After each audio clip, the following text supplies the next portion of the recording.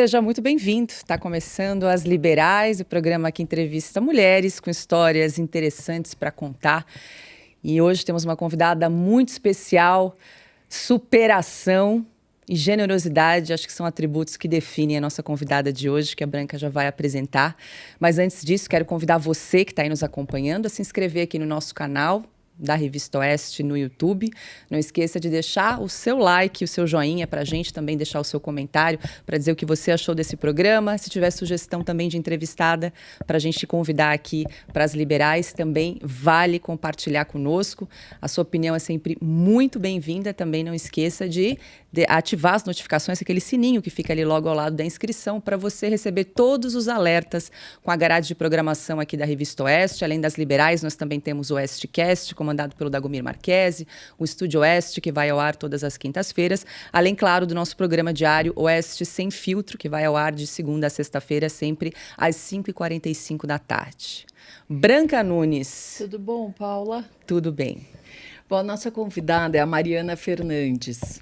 Nas redes sociais, ela é conhecida como Mari Anjo Rosa. Tem 39 anos e é formada em fisioterapia com especialização em câncer de mama. Mariana foi diagnosticada com câncer de mama por 2 vezes. Na primeira, em 2020, descobriu um nódulo através de um autoexame. Na segunda, em 2021, o diagnóstico foi um pouco diferente, porque a doença voltou mais agressiva. Na experiência pessoal com a doença, a experiência pessoal dela com a doença resultou na fundação da comunidade Anjo Rosa, onde ela compartilha informações e dá dicas e conselhos para mulheres que estão enfrentando câncer de mama. Durante a enfermidade, ela teve o apoio dos amigos, dos familiares e dos seus milhares de seguidores, mais conhecidos como Uncle Friends. Mari Anjo Rosa é a convidada de hoje do programa As Liberais. Seja muito bem-vinda. Quero muito agradecer, Paula, Branca. Muito obrigada, viu? Mariana, eu queria começar perguntando como você descobriu a doença. Foi um autoexame, mas como foi essa situação? E o que você sentiu? Você sabe que eu estava com 35 anos. Eu digo que eu estava no auge da minha vida, porque essa era a minha sensação. Então, uma semana antes do diagnóstico, eu falo que parece até ou coincidência ou destino, eu sentei assim na ponta da cama com meu marido e eu olhei para ele e falei: nossa, se eu morresse hoje, eu morreria muito feliz, porque todos os meus sonhos eu alcancei, tudo. Então, eu não vejo um propósito. Eu tô... Sabe quando você sente que é isso? Eu sentia uma plenitude. Eu acho que essa é a palavra. E aí, meu marido olhou e falou: Mari, isso é lindo, né? O que você tá sentindo, porque poucas pessoas sentem isso, tão nova. Mas você é muito jovem. É legal você ter um propósito. Eu falei... E ficou com esse negócio de propósito na minha cabeça. Uma semana depois dessa conversa, por isso que eu falo que é a ironia do destino, né? E a gente liga muito, né? Principalmente numa conversa tão forte assim. Eu estava numa viagem com a família e eu fiz o autoconhecimento das mamas. E é importante falar que o autoexame, ele não é um exame. Ele é um autoconhecimento das mamas, que a maioria das pessoas conhecem por autoexame. E por que é importante a gente comentar essa diferença? Porque muitas mulheres, elas fazem o autoexame e acham que não precisam fazer os exames de imagem, principalmente mulheres que já têm 40 anos. Então, eu fazendo o autoconhecimento, que eu já fazia todo mês, eu descobri o nódulo bem em cima, assim, do complexo serelo-papilar, do mamilo. Eu olhei para o meu marido e falei: eu tô com câncer de mama. Aí ele olhou e falou: nossa, Mari, calma, né? Você é super jovem, atividade física, então eu sempre fui... E eu brinco falando que eu sempre fui good vibes, assim, calma, tranquila, de bem com a vida. Só que eu senti uma sensação inexplicável. Sendo que a maioria dos nódulos, eles são benignos. Então, para quem está assistindo a gente, está sentindo algum nódulo na mama, calma, procure um médico. Esse é o principal, né, a orientação que a gente pode dar. Mas a maioria dos nódulos são benignos. E ali começou, eu falo, uma transformação até mental, porque eu sentia que tinha alguma coisa errada. Fiquei os 10 dias viajando com a família, mas sofrendo, sabe? Já sentindo. Ah, você ainda ficou 10 dias. Eu fiquei 10 dias, porque eu liguei para minha médica, ela falou, Mari, fica tranquila, imagina. Né? Não dá para imaginar.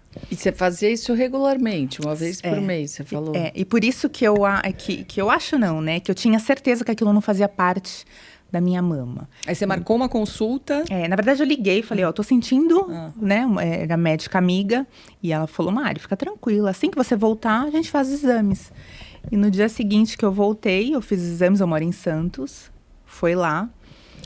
Começou uma jornada aí difícil, porque realmente eu era um nódulo que parecia que não era benigno. E daquele dia eu sinto, e eu comento isso, eu sei que é uma fala forte, mas eu sinto que eu morri naquele dia. E eu renasci de uma forma completamente diferente. Porque é muito difícil você saber. E isso porque eu não tinha o diagnóstico. Mas pela cara do médico, por tudo como foi, eu senti que o negócio não era bom. E aí começou uma jornada. Então, eu tive 2 cânceres, né, nesses 3 anos. Então, o primeiro foi mais tranquilo. Eu descobri era um nódulo in situ. O nódulo in situ é um nódulo localizado. Então, o prognóstico é muito bom. Eu tirei as 2 mamas, então eu fiz uma mastectomia bilateral. Nessa primeira vez já? Foi recomendação do médico? Foi, porque eu já era a 4ª da minha família com câncer. Ah, sei. Mas até então, eu fiz um teste genético, deu negativo. Só que ainda, talvez, a gente conversa muito, né? Eu estudo sobre o assunto. Talvez eu tenha algum gene que não é ainda detectável, mas provavelmente. Porque as mulheres da minha família que foram detectadas também, diagnosticadas, foram jovens. Era câncer de mama também, os outros 4 episódios? Do lado do meu pai. Então, uma tia e mais 2 primas. E aquela mastectomia preventiva, você não pensou em fazer? Na verdade, eu fiz. Mas depois que você... Não, no primeiro. Eu fiz a mastectomia, tirou as 2 mamas a primeira. Mas depois que você tinha localizado um nódulo ali. Um nódulo. Isso. E aí fiz hormonioterapia. Não precisei fazer quimioterapia, nem radioterapia. Então era um prognóstico muito bom. Porque nem todas as pessoas acham, né? Tem câncer, vai fazer quimioterapia. Não, depende. Primeiro que cada câncer... o câncer, ele é muito individual.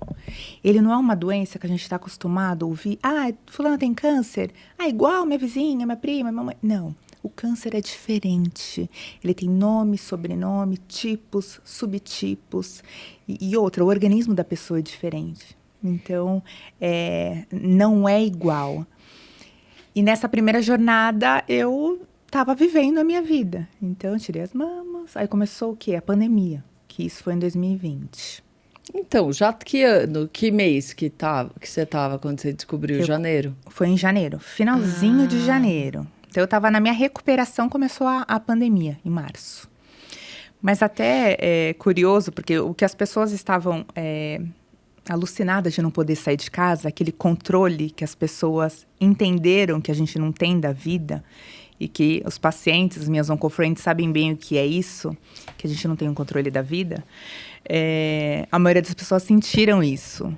E eu só agradecia. Então, eu passei 1 ano... em casa, isolada com a minha família, só agradecendo a oportunidade de estar com as minhas filhas todos os dias, sabe?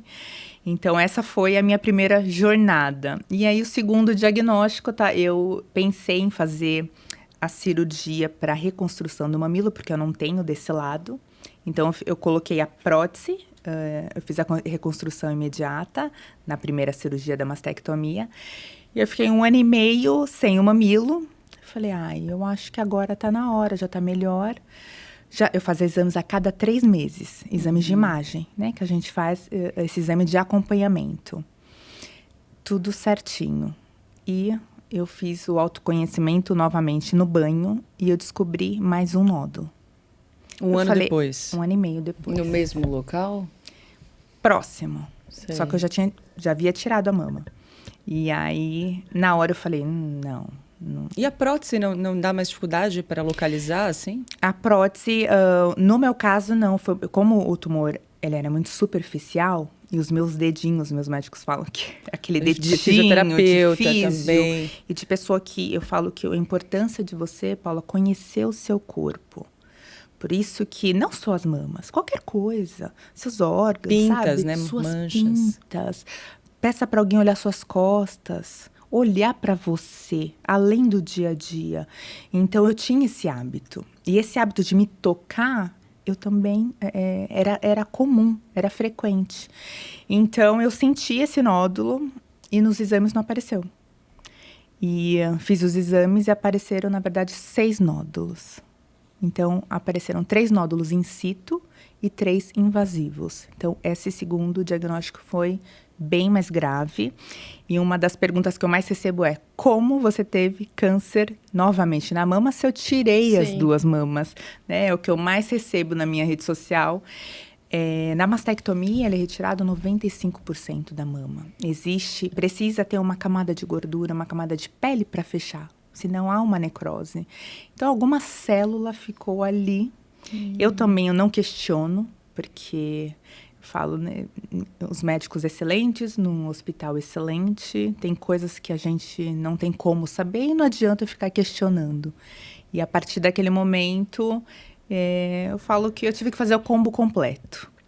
O cara lá de cima falou, essa aí vai passar na teoria, porque eu sou fisioterapeuta, especializada em câncer de mama, então eu já Tudo tinha... isso antes? Antes, sem saber absolutamente nada, e não tinha ninguém na minha família até então. Eu gostava de estudar sobre câncer, bem ironia mesmo, né? E quando eu descobri, aí nessa vez eu falo que o diagnóstico foi mais pesado por ter, né, que fazer quimioterapia, fiz a cirurgia de novo, então eu teve que abrir a mama, tirar tudo, os tumores, e não precisou tirar a prótese. Fiz radioterapia e atualmente eu faço hormonioterapia. Então, eu estou numa menopausa química, vivendo um pós-câncer difícil, porque a gente está acostumada a muito falar sobre a doença, e o pós-câncer, eu falo que está sendo muito desafiador. Eu me coloco na pele das mulheres que estão na menopausa, falo como é difícil lidar com isso. Pois é, eu queria entender um pouquinho isso, Mari, mas antes queria voltar, porque você falou que você era fisioterapeuta especializada em mulheres com câncer de mama. O que é? O pós-operatório que precisa de fisioterapia? Pós e pré também. Então, se as mulheres elas recebem um diagnóstico e elas têm uma orientação de uma fisioterapeuta, a gente consegue prevenir as complicações mais de 60%. Por exemplo, assim. Por exemplo, linfedema, por exemplo, as cicatrizes, os movimentos do braço. Então, a mulher, antigamente, ela fazia cirurgia, ela ficava 2 meses com tipóia, ficava 2 meses sem mexer o braço. E aí, aparecem todas as complicações no ombro, postura... E o próprio linfedema, que é aquele inchaço no braço, que é tirado muitas vezes os linfonodos. Na axila aqui, né? Axila, e a gente hoje já é cientificamente provado que o exercício físico é excelente. Coisa que antigamente a mulher tinha que ficar totalmente parada, imóvel. E hoje não. A contração muscular faz com que a gente previna as complicações como o linfedema. Então, se a mulher ela tem acesso, e a gente fala muito sobre isso, porque o acesso já é muito difícil, né, para gente, imagina para quem não tem o acesso básico, mas se ela tem a orientação, que é o que a gente faz na comunidade, com orientação das Oncofriends, das Anjos Rosa, a gente consegue prevenir essas complicações. Então, a físio, o ideal, se você perguntar, Mari, o mundo ideal seria a gente entrar como físio, hoje eu não trabalho mais como físio, mas as fisioterapeutas entrarem no pré, e não só no pós. Mas poucas pessoas, elas conhecem isso. E você, Mari, você chegou a perguntar, porque você estava nessa plenitude, né? Você perguntou, uma pergunta que eu acho, né, básica para quem está nessa situação, por que você? Por que eu? Eu acho que, assim, nunca fiquei me questionando, sabe? Sofrendo. Ai, meu Deus, Não, eu aprendi, Branca, nessa jornada, a ser mais racional que emocional. A racionalidade me ajuda demais. E eu vou responder essa pergunta falando que, se você for racional, você pensa, você está viva, você faz o quê? Basta estar viva para ficar doente.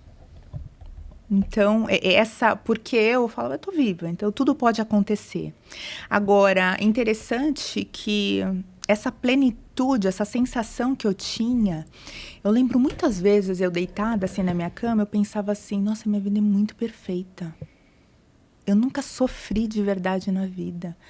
E assim, é até estranho falar isso, eu não tenho nem vergonha de falar, mas eu tinha isso. Eu falava, nossa, meus pais é muito perfeito. Meu marido é muito companheiro. Minhas filhas são tudo para mim. E eu, profissionalmente, eu estava muito feliz. Eu tinha isso. Nossa, tá tudo perfeito. Nossa, eu não sofro. As pessoas acham tão difícil a vida. E a minha vida não filhas, é. Elas são... Quantos anos elas têm? Tudo para mim. A Giovana mais velha tá com 10 e a Beatriz com 7. Ô Mari, conta do momento, a gente estava vendo na abertura, enquanto a Branca te apresentava, quando você raspou o cabelo. E eu estava vendo uma entrevista sua, que você falou que ficou 15 dias se preparando para esse momento. Quando você raspou, como é que foi essa preparação? Conta pra gente. Essa racionalidade que eu comentei, como é bom e que eu falo para as pessoas sobre isso. Se a gente se ligar na emoção, se eu me ligasse na emoção, eu estaria chorando até hoje, porque é muito difícil. É muito difícil, os desafios. Então, a gente só quer se lamentar. E quando eu descobri, eu percebi que quanto mais eu ficava triste, as pessoas ao meu redor ficavam tristes também. E eu não e se você falar assim, então, Mari, a pessoa não pode ficar triste? Claro que ela precisa ficar triste, é um câncer. É uma proximidade da finitude, mesmo sem estar próximo, mas é uma proximidade. A gente sabe que, né, cada um tem uma jornada, enfim, cada um tem um caminho. Só que quando eu despertei eu fico feliz, eu fico confiante, não é nem feliz, confiante, a minha família fica confiante. Eu senti isso. Então, quando eu descobri que eu ia fazer a quimioterapia, eu pensei, tá, eu vou ficar careca, eu tenho opções. Usei a racionalidade para isso. Quais são as opções? Eu vou usar lenço, eu vou usar boné, algum caminho eu vou usar. Só que eu tenho 2 pequenas, que se para adulto já é difícil escutar isso com naturalidade, porque eu vejo como é difícil as pessoas aceitarem a minha careca, que eu chamo de carecona, já é difícil, imagina para as crianças. Então, quando eu descobri que eu ia ficar careca, eu chorei, eu me desesperei naquele momento, mas eu falei, vamos lá, vamos encarar isso. Não é o fim, é um processo da minha cura. Ficar careca foi um processo da minha cura. E nesses 15 dias, porque eu comecei a químio e no 14º dia começou a cair o cabelo. Então eu sabia que isso ia acontecer, até porque na teoria eu sabia bem. E no 10º, o que aconteceu? Essas 2 semanas eu fiquei pensando em como lidar com isso. No primeiro dia eu falei para minhas filhas, eu mostrei uma foto de uma mulher careca super bonita. Eu falei, olha, com calma, né? Falei, a mamãe, pra mamãe ficar curada, a mamãe vai ter que ficar careca. Elas olharam e falaram, mas eu não quero. Mamãe, eu não quero. Eu não quero. Eu quero você com cabelo. E meu cabelo era loiro até aqui. Eu falei, a mamãe também não quer.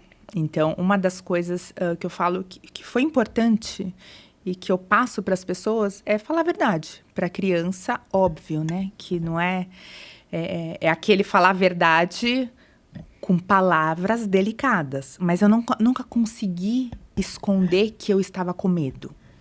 Porque elas iam passar por tudo isso. E eu não tinha culpa disso. E eu falei para elas, aí o que aconteceu? Elas falaram, mamãe, eu não quero, eu não quero, eu não quero. Eu falei, opa, pera lá, deixa 2 dias, dava 2 dias. Aí eu ficava pensando em outra forma. Olha, mas a mamãe tá muito feliz. Comecei a trabalhar isso, e não só com elas, com a minha mãe, com meu pai também. Porque é uma geração diferente. É uma geração que o câncer era sinônimo de morte. E hoje não é. Não que o paciente, né, não siga esse caminho, que infelizmente alguns seguem, mas Hoje não é sinônimo de morte, se diagnosticado precocemente. E a cada 2 dias eu ia colocando essa sementinha na cabecinha delas. Mamãe tá muito feliz, ai, vai ser muito diferente. E elas foram se acostumando com isso. Nesse dia que eu raspei, eu falei pra minha família, né, minha mãe, meu pai, minhas filhas e meu marido, eu falei, olha, esse dia vai ser um dia feliz. A gente vai colocar uma música bem legal e a mamãe vai ser a boneca de vocês. Eu não chorei em nenhum momento, de verdade, assim. Eu falei, eu vou me maquiar, vou colocar cílios. E aí, eu cortei e as meninas me olhando com aquela cara, assim, de minha mãe é muito doida. E assim que terminou, eu olhei para elas e falei, nossa, eu amei. Assim, de verdade, eu não havia amado, mas eu falei, até que não ficou tão ruim. E elas olharam pra minha cara e falaram, mamãe, você tá horrível. Aquela sinceridade das crianças, é muito né? sincera, né? E aí, eu falo que eu descobri que o processo ia ser um pouquinho mais difícil do que eu imaginava. Porque pra mim ia ser mais fácil, mas pra elas não. Então, era o fato de, opa, eu acho que vou ter que esconder essa careca um tempo, até essa adaptação. E isso que vocês perguntaram, né, desses 15 dias de preparação mental, eu tive que fazer isso também. Então, eu buscava as meninas na escola de lenço, de boné. Eu tive esse tempo até elas irem acostumando e falar, mamãe, tira. Num buffet, numa festa, elas falavam, mamãe, fica careca, mostra pro meu amiguinho. Eu falei, opa, já tá na hora de... Eu comecei a gostar dessa... eu comecei a me sentir livre. Pois é, tanto que agora ficar. você tá careca por opção, é isso, Mari? Vai fazer 1 ano e meio que eu tô careca por opção. Então, o que aconteceu? Não foi nem fiquei careca, eu vou continuar careca. Foi, vou terminar meu tratamento. Ainda pensei, as meninas, minhas filhas têm um cabelão aqui. Eu pensei, vou cortar o cabelo delas aqui, vou fazer uma peruquinha com o cabelo delas. E ficar igualzinho as 3 de cabelo, né? Mas aí acabou o tratamento, começou a nascer meu cabelo. E eu falei, nossa, eu vou raspar. Tá me incomodando, eu vou raspar. Aí, certa vez, eu falei pro meu marido, que é um dos meus incentivadores, assim, de vida, que eu falo que não é um marido, é um companheiro mesmo. Ele falou pra mim, Mari, você tá linda assim, se você quiser ficar careca, você fica. Fica do jeito que você se sente bem. Eu falei pra ele, eu acho que eu vou ficar careca um tempo. E assim estou. É libertador. Eu não sinto... Até as pessoas falam, Mari, as pessoas não olham com pena, não é estranho. Eu não sinto. Então, eu não sei se... Eu falo que é uma coragem tão grande que eu me transformei, que eu não sinto esse olhar. Pode até ser que tenha, né? Mas eu não consigo sentir. Isso é muito bom. Então, além de me sentir bem, eu me sinto bem. Não, sem maquiagem, eu falo que eu pareço um zumbi. Olheira, né? Até hoje, assim, às vezes eu vou no banheiro à noite, assim, eu passo no espelho e falo, o que é isso? Porque olheira, careca dá aquele, né? Parece que você tá doente. E durante o tratamento fica sem cílio, sem sobrancelha. Mas eu sempre, até com relação à autoestima, né? Para quem tá passando por isso, é importante você usar os artifícios que você tem para se sentir bem. Com lenço, com boné, com maquiagem. Então, você é iluminada, né? Assim, você exala uma coisa boa mesmo. Mas você sabe que, Branca, que eu acho que isso acontece porque eu não sou nada sozinha. Nada. Então, tudo que eu me tornei hoje, o que eu faço um pouquinho para ajudar o próximo, é porque a minha rede, as minhas OncoFriends são muito importantes. Elas me ajudam demais. Até nesse pós-câncer, que eu achei que seria mais fácil. E você falando só do cabelo mais um pouco, porque tem muita gente que quer e bota a peruca. Você já pensou na peruca, que você falou isso do cabelo das suas filhas, né? Mas você já chegou a usar alguma coisa ou não? Eu já pensei em peruca, mas não uma peruca de cabelo, assim, tradicional. Já pensei em umas perucas coloridas. Uma coisa diferente, assim. Sim. Ou de usar cada dia uma peruca diferente. Eu me sinto liberta, assim, dos preconceitos. Isso é muito bom. Isso é uma sensação que todo mundo tinha que sentir. Não todo mundo passar pela doença, mas essa sensação de de você ser livre contra julgamentos, isso é muito bom. Agora, Mari, falando um pouquinho do pós-câncer, né? Eu também ouvi você falando da mudança do corpo, das dificuldades depois de você atravessar essa doença. E a gente estava falando, você está curada, que estágio da tua doença você está hoje? Como é que pode se definir isso? E o que é a hormonoterapia, né? Sim. O câncer, quando o paciente é diagnosticado uma vez, ela precisa esperar 5 anos para ser curada. Então, teoricamente, eu estou na remissão. E eu não gosto de esperar pela cura. Então, a minha cura, pelo menos da Mari, ela já chegou e faz tempo. Eu me sinto curada, e a cura da alma mesmo. É uma cura de sensação de estar curada.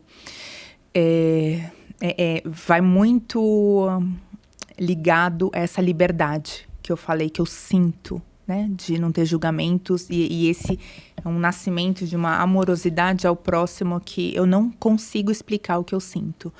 Mas eu hoje estou em remissão, segundo os médicos, e curada, segundo a Mari. E a hormonioterapia que você perguntou é um tratamento. Então, muitas pessoas acham que a hormonioterapia é um tratamento que a gente toma hormônio e precisa de hormônio, mas na verdade é um bloqueio hormonal.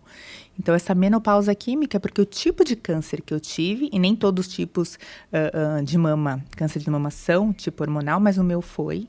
Então, ele precisa bloquear, eu tomo injeção a cada 3 meses.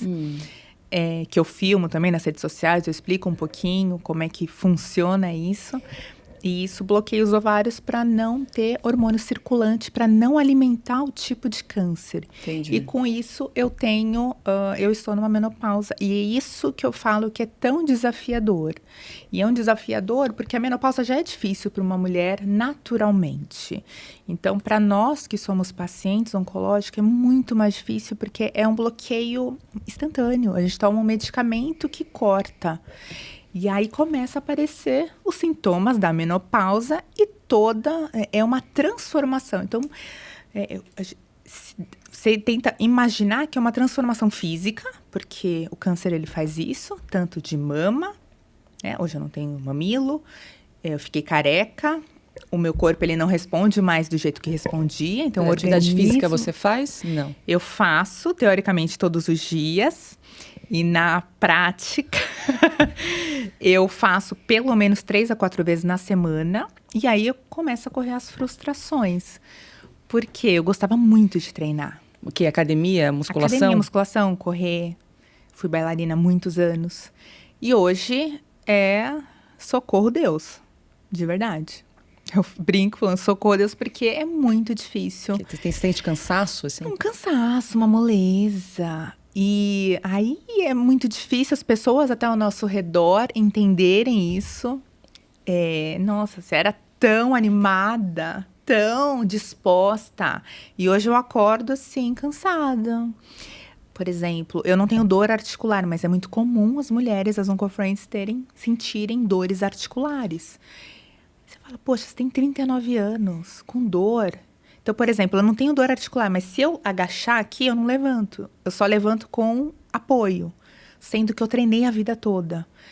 Isso, lidar com todas essas mudanças, você precisa trabalhar sua mente. Senão, você fica triste, você fica decepcionada, frustrada com você mesma. E eu falo para as oncofriends que a gente não tem culpa. A gente não tem culpa de estar assim. Eu não tenho culpa. Mas é a realidade. Então, a gente precisa adaptar a nossa vida. Só que como a gente adapta? É como se fosse... Outro dia eu até estava pensando numa analogia para explicar o que eu sinto. Então, pensa como se nós fôssemos um quebra-cabeça, peças de quebra-cabeça. E eu era uma peça de quebra-cabeça que entrava no quebra-cabeça e formava, que é a sociedade que eu vivia. Só que esse quebra-cabeça com a doença passou numa tempestade, furacão, maremoto. Essa peça. Se você pegar essa peça e colocar no quebra-cabeça que tinha antes, ele não vai entrar. Esse quebra-cabeça ele já está deformado, ele não entra. E aí vem toda uma questão difícil de lidar. Como é que eu vou ser? Por isso que eu comento que a Mari morreu naquele dia e renasceu outra pessoa. Como é que eu vou lidar com as minhas dificuldades, com os meus desafios, com a minha cabeça, com a minha imagem, sendo que eu não sou mais a mesma pessoa, só que as memórias é da mesma pessoa. E eu acho que por isso, meninas, que eu e as Oncofriends, a gente se conecta tanto. É uma conexão de alma mesmo. Muitas delas eu não conheço pessoalmente, e a gente se olha, a gente sabe como é difícil a gente se encaixar. Essa peça do quebra-cabeça, ela não encaixa mais. E aí a gente começa a se conectar com esse quebra-cabeça que passou também por toda essa tempestade que a gente passou. Só para explicar para quem está nos acompanhando, Oncofriends, então são amigas dessa comunidade que estão passando por um tratamento de câncer, né? Agora, você falou uma coisa, Mari, sobre a proximidade da finitude, né? Quando a gente recebe um diagnóstico desse, de forma alguma uma sentença de morte, mas você repensa. Tem alguma coisa que, bom, tudo mudou na sua vida, mas alguma coisa que você não fazia e passou a fazer? Pode ser uma coisa simples. E eu vou até aqui dar um testemunho que a Mari chegou aqui no estúdio, ela me deu um abraço, que fazia muito tempo que eu não recebia um abraço assim. E eu dei aquele abraço que eu já, sabe, abraçando, já queria sentar, pegar o microfone, passar aqui o negócio. E ela me segurou, eu até voltei, a menina que está com ela, tá aqui também, é testemunha, para me dar um abraço. A gente ficou ali 5 segundos. Mas foi, assim, um abraço que há muito tempo eu não recebia. Então, quero dar esse testemunho. É uma coisa muito simples, né? E que faz toda a diferença. E não sei se você já era assim, ou se você passou, se você se transformou. Mas queria saber se tem assim, alguma coisa que passou a ser diferente na tua vida. Paula, eu vou dar o exemplo do abraço, que muita coisa mudou, muita coisa. O abraço, eu tenho isso de dar abraço apertado. Eu sempre falo, né, para as minhas Oncofriends, quando você me encontrar, você pode pedir um abraço bem apertado. E eu tenho esse costume de pedir um abraço bem apertado, até porque para mim é uma conexão, não, é além. O que a gente está fazendo aqui é além de um podcast, é além de uma entrevista, é além. É alguma coisa que a gente vai deixar, alguma coisa que o universo ele tá preparando, ou é isso para acontecer, não importa. Mas a gente precisa se conectar e aprender a viver o agora. Então, eu já tinha isso comigo, de viver o agora, de ler muito sobre filosofia, hoje mais. Então, o que mais transformou eu leio mais sobre filosofia porque me ajuda a ser mais racional. E essa amorosidade dentro de mim, eu já tinha como fisioterapeuta, gostar do toque, do olhar, de segurar, de abraçar. Hoje, muito mais, muito mais. Então, esse abraço que eu te dei é só uma semente para a gente abraçar mais, a gente sorrir mais, a gente olhar profundo. Vocês são assim, vocês olham lá no fundo dos meus olhos. E eu sinto isso o tempo todo. Né? Vocês estão entrevistando e estão entrando na minha história. Então, eu tento conectar isso comigo e com as outras pessoas também. Mas acho que essa amorosidade é o que mais mudou. Eu já era assim, agora mais. Agora mais. E com todos, tá? Não é... Com todos. Não tem... Todo mundo que passa na minha vida. Ô Maria, agora essa peça do quebra-cabeças, que não se encaixa mais naquele antigo quebra-cabeças, né? Como é que você faz? Não sei. Ela fica lá. Que pergunta difícil. Eu tô me transformando, eu até falei outro dia na rede social sobre isso, de se reconhecer. Será que eu preciso me reconhecer? Talvez eu não precise e eu só vivo. Porque eu não consigo entrar nesse quebra-cabeça da sociedade hoje. Isso é muito difícil. É como se... Eu até converso muito com meu marido sobre isso, né? É como se eu vivesse hoje uns 100 anos de diferença da maioria das pessoas. E não para melhor, porque parece, né? Fala assim, que snob, dá 100 anos de evolução. Não é isso. Mas é como se não encaixa. Entende? Eu não consigo encaixar. Parece que eu, com as pessoas que não são Oncofriends, parece que a gente está em outra frequência. E aí tudo muda. A vida muda, a perspectiva muda. Então, eu não consigo fazer as mesmas coisas que eu fazia. Eu não consigo andar com as mesmas pessoas que eu andava. Porque, para mim, precisa de mais. Hoje, numa conversa, vou dar um exemplo, e é difícil eu me adaptar a essa nova vida. Porque, às vezes, numa conversa de amigas, eu não consigo ficar muito tempo. Porque, para mim, eu estou perdendo, muitas vezes, o meu tempo, porque eu quero ajudar, de alguma forma, a fazer algo útil. E não que jogar papo fora. Até outro dia, uma psicóloga falou assim, ela viu eu comentando isso na rede social, ela falou, Mari, mas faz parte você relaxar e jogar, sabe, papo fora, vamos conversar. Mas é difícil porque eu não consigo mais. E aí é uma barreira que eu tenho que adaptar. Porque muitos amigos eu acabei afastando sem querer. E não é minha culpa. E eu falo sempre isso. Às vezes as pessoas falam, Mari, não fica se justificando.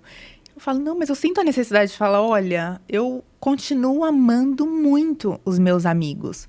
Só que eu não consigo ter a mesma afinidade que eu tinha, talvez. E por isso que com as Oncofriends a gente se conecta tanto.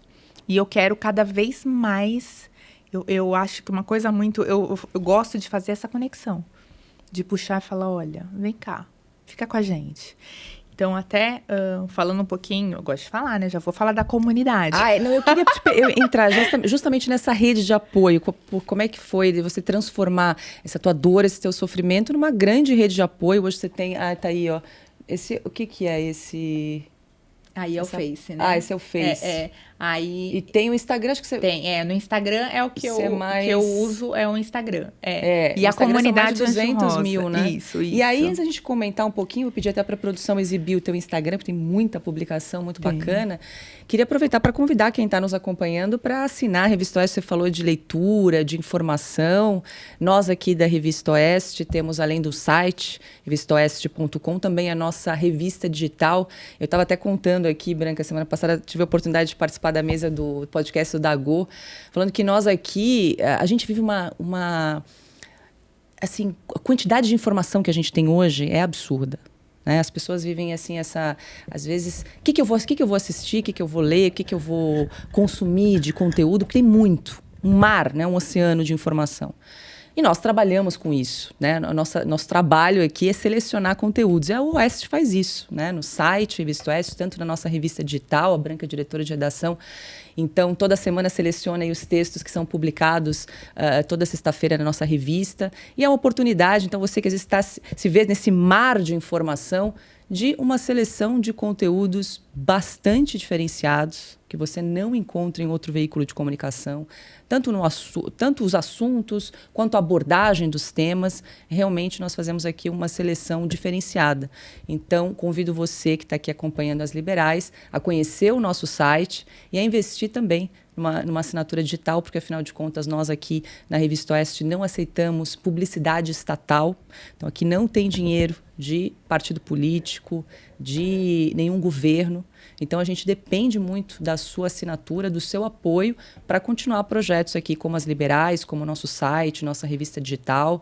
Então, fica a sugestão, você que está acompanhando aqui esse bate-papo com a Mari, para conhecer também o nosso trabalho, tanto na revista quanto no site, e os outros programas também, como o Oestcast, Estúdio Oeste, Oeste Sem Filtro e outros programas que estão por vir também.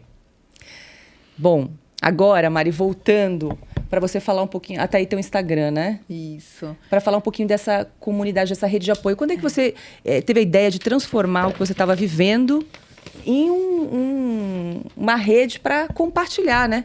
Todos esse turbilhão de emoções que você viveu. Sim, você sabe que quando eu fiz a mastectomia, a primeira cirurgia, eu sonhei com esse nome, Anjo Rosa. E aí eu falei pro meu marido, nossa, pega esse nome, um dia eu vou fazer alguma coisa, mas eu estava no meio da tempestade. Então eu não podia ajudar ninguém naquele momento. Eu precisava de ajuda. E desde aquele momento que eu fui diagnosticada, mesmo trabalhando com pacientes, eu me senti muito sozinha. E é sozinha não com relação à rede de apoio família, porque isso eu tenho muito forte, mas é sozinha no mundo oncológico. É sozinha que parece que você é a única pessoa no mundo que tem câncer e todo mundo... Porque a sua vida para, essa é a realidade. A sua vida, além do câncer ser uma doença muito grave e muito difícil, um dos momentos e uma das reflexões que eu faço com frequência é que o câncer, ele vem, é desesperador, só que ele acaba com a nossa rotina. E se você parar para pensar no que é a sua rotina, é o que você programa, é a sua motivação. E o que acontece quando a gente é diagnosticada? Acaba a rotina, você não sabe a semana seguinte como é que vai ser. Então, eu pensar que eu não poderia levar minhas filhas à escola na próxima semana, eu não poderia trabalhar, não sei se ia ficar careca, não sei como ia lidar com a quimioterapia, com os sintomas, não sei se ia sobreviver. Isso é muito terrível. Então, a doença é terrível e as consequências dessa interrupção de rotina é muito difícil de lidar. Então, era uma sensação de se sentir sozinha nesse mundo. Eu queria, muitas vezes, reclamar. Só que eu não podia reclamar com o paciente. Na verdade, eu podia, mas eu não queria. Eu não posso, eu tenho que ajudar, eu não posso pedir ajuda. É o que eu sentia. Então, passou mais de um ano, eu e meu marido, a gente teve a ideia de fazer uma comunidade. Se você falar assim, Mari, para que a comunidade? Então, pensa que quando a gente é diagnosticado, um paciente, qualquer paciente, a gente entra num quarto escuro, completamente novo, um quarto que você nunca entrou. Um quarto minado.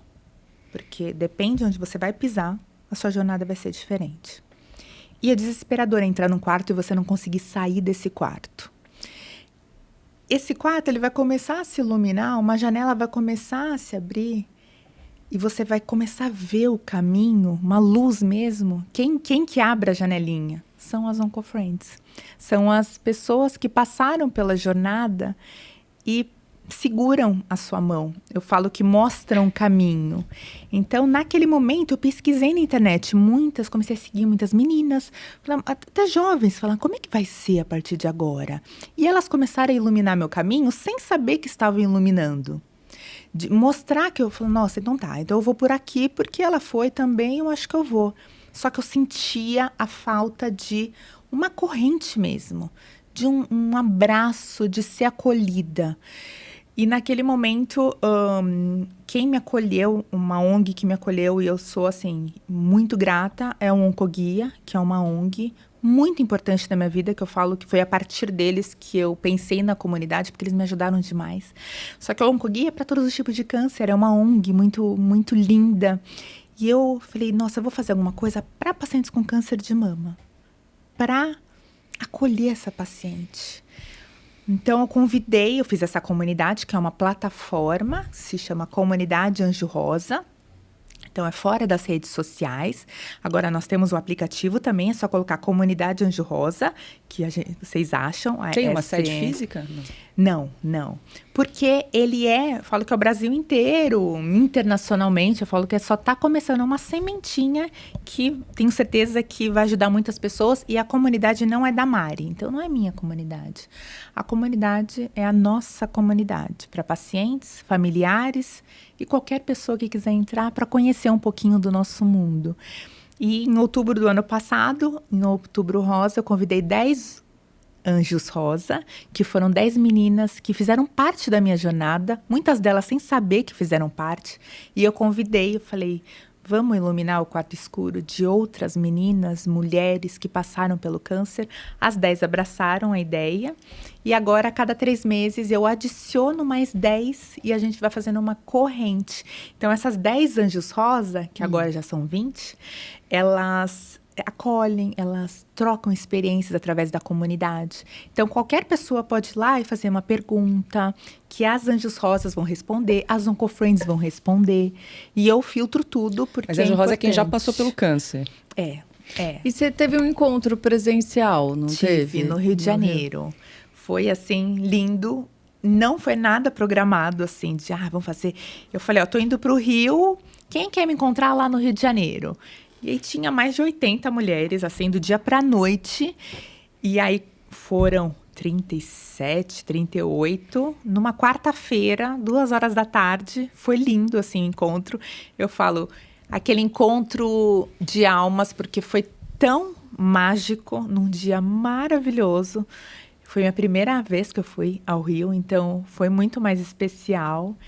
E eu cheguei, estavam todas esperando e foi só abraço apertado. E eu falei para elas assim: eu sei que vocês vieram me conhecer, mas eu só passei aqui para conectar vocês aqui, ó. E elas fizeram um grupo e elas se encontram com frequência, porque é isso, eu falo, eu não posso estar em todos os lugares, mas né, a gente vai essa corrente que eu comentei, ela vai aumentando. E a Mari, ela é só um instrumento para outras pessoas ajudarem outras pessoas. E eu quero isso, eu quero que todo mundo cresça, eu quero que as pessoas ressignificam de alguma forma. Então eu quero fazer encontros no Brasil inteiro. Que essa é a ideia mesmo, internacionalmente, de dar abraços, de mostrar para as pessoas que a gente precisa um do outro para ressignificar. E eu preciso de ajuda para me encontrar ou apenas viver, que eu não sei se eu vou me encontrar novamente. Mas pelo menos eu preciso viver da melhor forma possível, sabe? E você faz terapia, Mari? Já fez? Eu sei que isso é uma discussão também no seu Instagram. Nunca fez, aí passou a fazer, como é que tá isso? Eu nunca fiz. E eu falei que eu vou receber uma bronca. E eu vou até fazer um vídeo falando sobre isso, porque eu falei que eu ia fazer, e realmente ia fazer. E aí a vida fez assim. E aí, prioridade, eu sempre quero ajudar e não me priorizo. E eu não faço, ainda não fiz. Mas eu acho muito importante. Eu faço tratamento com psiquiatra.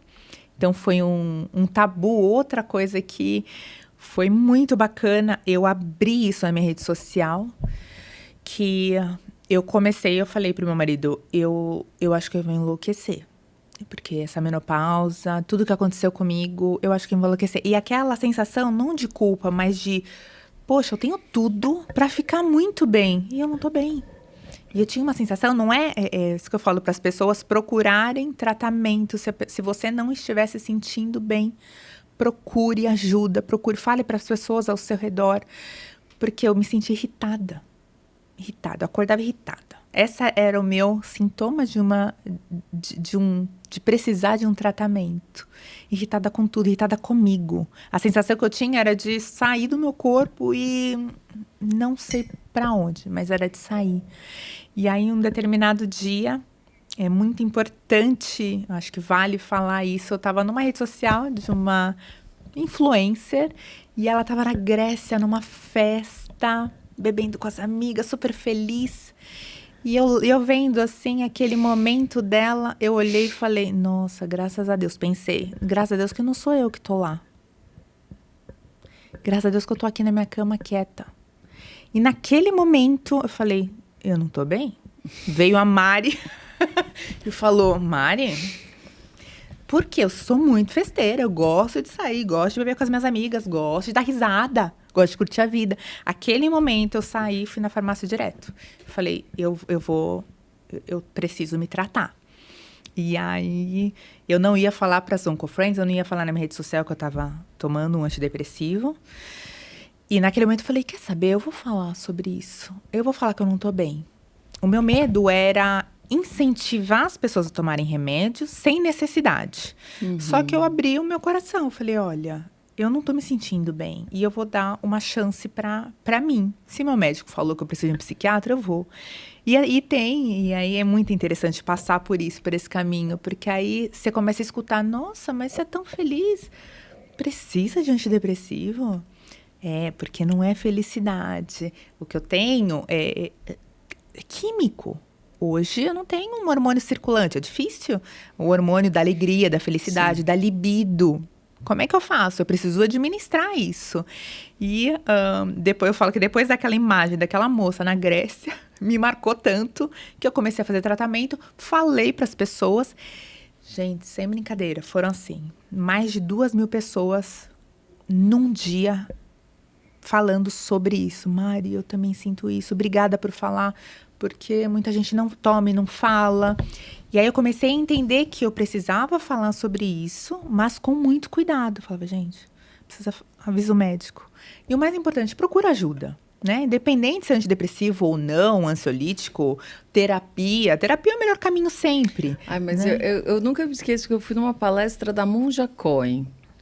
E daí ela começou a falar assim, não, a gente está com dor na mão, vai no médico, toma um remédio, passa. A gente está com uma dor. E eu achando que ela fosse super contra antidepressivo, que tinha 1000 formas. Daí ela falou assim, a gente toma remédio para tudo. Aí quando a gente tem alguma coisa na cabeça, o que a gente precisa melhorar, isso a gente fica com medo de tomar algum antidepressivo ou algum outro remédio. Não, às vezes é um tratamento que você precisa, né? E você sabe que quando o meu médico Surpreendeu. falou isso, Mari, depois de passar um remédio, depois de todos esses sintomas, eu olhei para ele e falei, é antidepressivo? Ele falou, é. Eu falei, eu não vou tomar. Sim. Eu não vou Tem tomar. essa, né? Mas por quê? É uma Essa geração, atitude. é desmistificar que... o que adianta eu viver daquele jeito que eu tava irritada, não tava sorrindo mais. Eu não tava triste, mas eu tava irritada. Poxa, é ruim viver assim. É ruim com você, né? Você quer cuidar dos outros, mas você não tem esse olhar para você. E aí, depois de 3 meses, imagina, a Receita estava comigo. Eu fiquei 3 meses lutando. E foi a partir desse momento, dessa influencer. Um dia eu vou falar para ela. Dessa influência que eu falei, olha, peraí, essa não sou eu. E não era eu mesmo, né?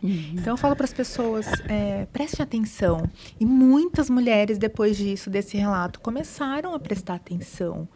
E eu falo, eu tentei de todas as formas, meninas. Todas. Isso é importante também, todas, né, Mari? Porque, assim, hoje também tem aquela coisa, as pessoas estão buscando uma solução fácil para coisas que não são fáceis. Passar por isso dá melancolia, tristeza, frustração, cansaço de Ainda ser, imagina mais que você numa não, situação né? como Então, a assim, tua, isso né? também é natural.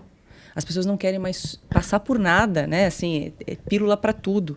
Então, acho que é legal também você trazer esse relato. Olha, eu passei por um processo, eu resisti, eu me conheço, cheguei ali no fim da linha. E aí, a medicação, ela pode te ajudar, mas é importante que a gente não perca... A medicação, acho que é um processo... Exatamente. Mas não pode parar ali, porque ela não cura, ela não trata a depressão. Ela pode te ajudar por um período. Depois... cabe a você encontrar caminhos para encontrar de novo um propósito, uma motivação na vida, né? Exatamente. Porque senão você fica ali refém de uma muleta que a gente sabe que o uso contínuo de medicação psiquiátrica a longo prazo tem uma série de efeitos colaterais. Né? Então, acho que é importante você também achar alternativas, né? Depois que você sai desse período mais difícil. Tanto que meu psiquiatra, ele fala, Mari, você só vai parar de tomar remédio quando você começar a terapia. Alguém pega na sua mão e vai, né? Porque, olha a importância, ele falou, não é Sim. só químico. E outra, eu tenho essa questão de querer ajudar. É coisa profissional da saúde tem isso, Tem né? isso. Eu quero ajudar o mundo, eu falo. Se tiver que abraçar, eu vou parar. Muitas vezes eu saio hoje, as pessoas se reconhecem e querem contar a vida, e querem contar a história. E muitas vezes a história, né, não é tranquila. E eu preciso estar ali, então eu escuto muita coisa, eu leio, né, muitos relatos muito difíceis. Então, pensa o seguinte, para mim já é muito difícil passar por isso. Imagina quem não tem acesso. Mas é uma espécie, né? Assim, todo psicólogo, psiquiatra faz a terapia. Você não deixa de ser uma espécie, né? Com De, certeza. de psicóloga. Você tá fazendo uma de grande muita terapia em gente. grupo, assim, né? Com as tuas O tempo Uncle todo. Friends, né? Tanto que quando eu não tô bem, eu falo, ó, gente, eu não tô bem. E ela fica, meu Deus. Eu falo, eu preciso de ajuda também. Nós somos, não é a Mari tá sempre bem, tá tudo bem, não. E tem vezes que eu abro, ela fala, gente, hoje tá... Eu não consigo fazer atividade física, e isso me frustra, porque é aquilo, eu tenho uma memória, só que meu corpo, ele não responde, não tá respondendo bem. E meu corpo começou a mudar porque eu já estou numa menopausa. O corpo, ele muda. Então, o organismo, ele fica mais lento. Eu não gostava de doce, agora eu gosto de doce. Eu falo, mas que gosto, que vontade de comer um doce. Eu não tinha essa vontade. Então, aí eu falo, poxa, eu gosto de doce agora e gosto menos de atividade física. Não combina. E aí, eu tenho que lutar contra... E é uma luta real, é um processo. Atividade física eu não gosto, eu falo... Não é que eu não gosto, mas como era, mas tá lá na agenda. Eu tenho que ir. Eu tenho que fazer. Mari, como é que você virou modelo de lingerie? Tem uma foto aí, produção, que eu achei tão linda ela fotografando. Não é? Nunca imaginei. Não, mas tem no Instagram. Tem no Instagram uma foto linda dela de lado, assim, achei belíssima. Tem. Eu fui convidada no passado e eu super topei, porque hoje a gente pede a vergonha, essa é a realidade. A gente pede a vergonha. Não tem que ter vergonha nenhuma, menina. Tá lindíssima. A gente pede, tá no Instagram a foto. E foi muito legal, foi muito bacana mostrar mesmo as diferenças. E é engraçado, né? As oncoferentes falam isso também. A gente, depois que a gente tem o câncer, acho que fica tão... A nossa alma, acho que fica tão aparente, transborda, que todo mundo fala, você teve câncer? Eu falo, quer ver? A gente quer mostrar as mamas. É muito engraçado, sim, é curioso até. A gente perde totalmente a vergonha. E aí, quando eu fui convidada, eu falei, nossa, eu super topo. Meu marido, Mari, vai. Então, assim, a importância de ter a rede de apoio do seu lado, né? Meus pais, Mari, faz o que você sinta feliz. E minhas filhas falaram, mamãe, de calcinha e sutiã não, né? Aí eu falei, nossa, de calcinha e sutiã ainda no shopping, porque em todos os shoppings estava lá minha foto de calcinha. Todo mundo tirava foto, me mandava. E as meninas no começo falaram, mamãe, eu falei, filha, mas vai ser super... Eles foram, né, um respeito muito grande, né, sempre no meu limite. E ficou lindo, lindo. Eu amei. Sabe quando você se sente? Você fala, nossa, você pode ser bonita careca, você pode ser bonita sem um mamilo. Do jeito que você se sente bem, né? Do jeito que você se olha, do jeito que você se ama. Então, hoje eu tô muito bem com relação a isso. Ô Mari, você falou, a gente estava conversando antes da entrevista começar, que você não tem uma religião e que a tua fé vem da filosofia. Eu fui criada na Igreja Católica, casei, crismei, fiz tudo na Igreja Católica. Tenho, assim, eu falo que é uma memória muito boa, uma base muito importante. Eu não me considero católica porque eu não sigo a religião, enfim. Mas eu leio muito sobre filosofia e eu acho que me ajuda demais a ser racional, a pensar mais, a passar pela vida de uma forma mais leve. Então, é isso que eu consigo me sentir acolhida, abraçada nessa minha crença na filosofia. Então, você fala assim, Mari, mas que tipo de filosofia? Eu leio sobre tudo, eu leio o que me faz bem e o que deixa a minha vida mais leve. E eu passo isso, eu falo, gente, tenta ler mais sobre isso. Porque essa crença, muitas pessoas falam, Mari, você tem que falar mais sobre Deus. Aí eu falo, mas eu falo. Só o meu olhar, as minhas palavras, se você não recebe isso como um Deus ou seu Deus, aí já não é problema meu. Mas é muita fé que eu passo, é muita esperança. E nesse processo, nessa jornada, eu adotei uma árvore lá em Santos, perto da minha casa. Eu falo que é a minha árvore, porque toda vez que eu passava lá antes do diagnóstico, eu falava, eu encontrava minha mãe, mãe, sabe aquela árvore que eu gosto? Eu tô ali, na frente do aquário, em Santos. E aí, depois do diagnóstico, eu parei lá e fiquei naquela árvore e fiquei no meu tempo conversando comigo, com o universo. E aquele lugar virou um santuário para mim. Toda vez eu vou lá, fico lá, abraço a árvore, eu seguro a árvore. Que abraçar a árvore faz bem. Eu abraço, eu faço carinho na árvore. As pessoas, assim, eu não vejo as pessoas. Muita gente fala, Mari, mas, né? As pessoas não olham, não importa. Eu tô lá, eu e minha árvore. E ainda brinquei outro dia na rede social, eu falei, se essa árvore falasse, eu não sei se ela ia falar, olha, lá vem aquela carecona, meu Deus do céu, né? Ela veio, ela que só conta as histórias, chorar as pitangas, ou ela vem e me abraça. Eu sinto exatamente isso. Então, um monte de gente vai lá na minha árvore e fala, Mari, tô passando na sua árvore. Eu falo, adote uma árvore, é super, super gostoso isso, sabe?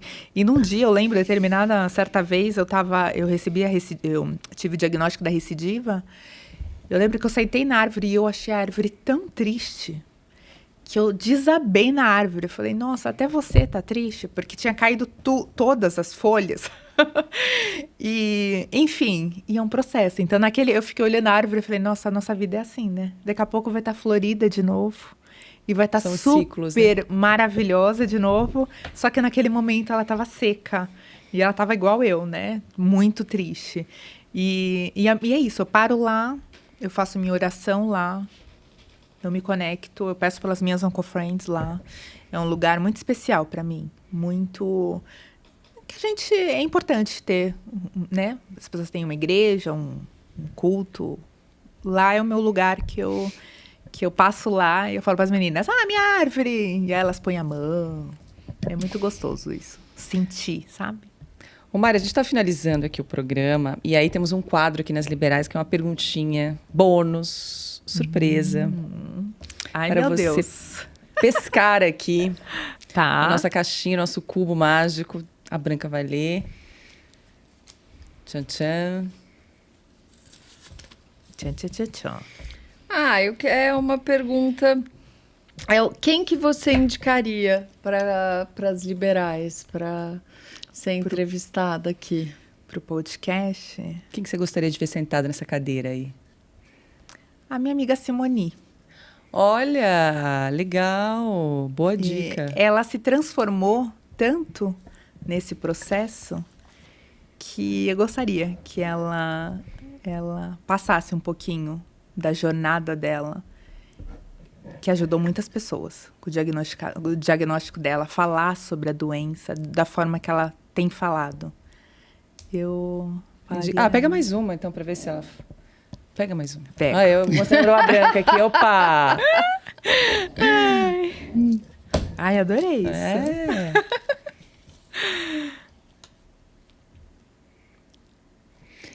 Qual a mulher que você traria para trabalhar com você do seu lado e por quê? Quem que você gostaria de ter do lado? Nossa, mulher do lado. Pode ser qualquer pessoa. Puxa, a Monja Coen.